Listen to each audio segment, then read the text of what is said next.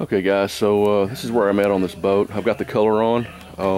It's got a lot of dust on it because I've been working on this on the side of the boat. I sanded the side of the boat here. This is the next piece that's going to get painted.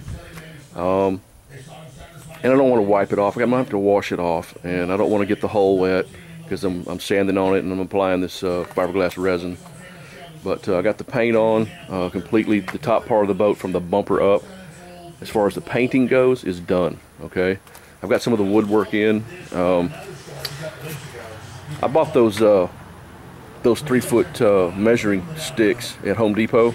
They were 98 cents a piece, and so I can measure where my you know, how big my fish need to be on each side. One on each side.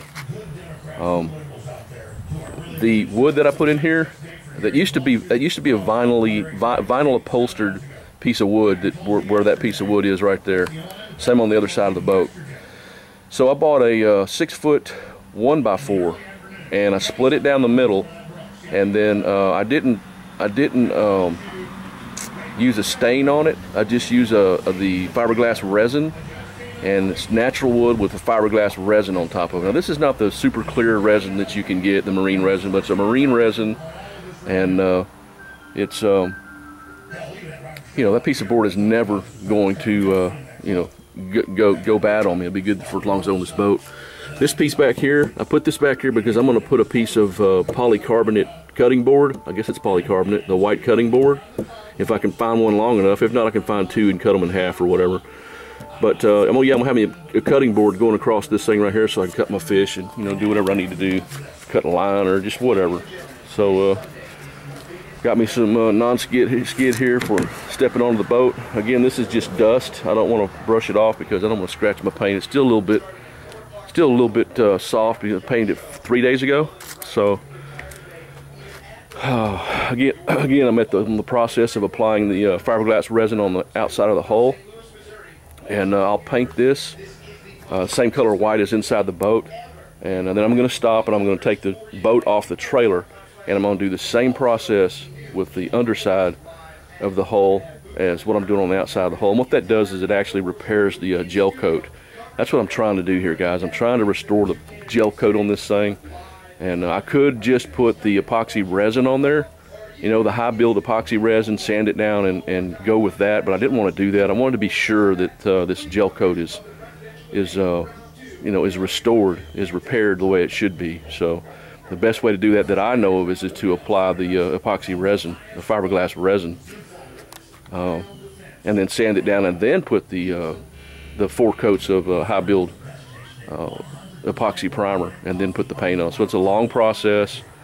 It's involved because you got to sand it twice. I've already sanded it with 80 grit once, then I got to come back again, sand it again with the 80 grit to get the fiberglass resin smoothed down and where it's supposed to be, and then I can apply the high build primer, and then I can wait for it to dry, and then I can sand it down again with the 80 grit sandpaper. So you can see where I'm going here. This is a long process, but it's the proper way to do this. So if you want your boat to last, if you want to be able to you know, get money for your boat, this is not expensive. What you see right there that I have brushed on right there was maybe an ounce and a half maybe of fiberglass resin. So it doesn't take very much. You know, you're just brushing it in to fill the hair cracks in the gel coat. So it's not very expensive at all, but it is time consuming, and it's a lot, you know, it's a lot of labor, man. There's a lot of labor involved in this. Like I said, I've got easy over 100 hours in this boat. So, you know, you start adding up man hours and labor costs, you're talking about an expensive ass boat here, 1971 boat. It can cost you $10,000. But anyway, let's see, figure what, $70 an hour for someone to work on a boat, and I've got over 100 man hours, plus I've got another 2,000 in it. So yeah,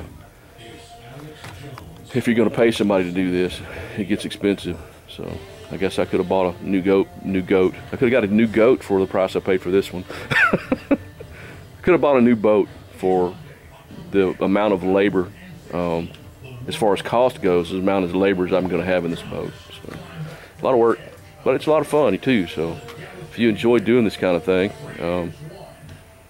you know, you can make some pretty decent stuff for yourself and not have to pay $10,000, $15,000 for a boat, you know, you can put $2,000 in a boat, do it all yourself, and you got a decent boat. So that's what I'm doing. And I can turn around and sell the thing and show the type of work that I did to it. You know, well, I did this, I did that, and you know, it's done right. And if you want to buy the boat, then it's going to cost you. So, all right, guys, everybody, take it easy, and we'll holler at y'all later. Peace out.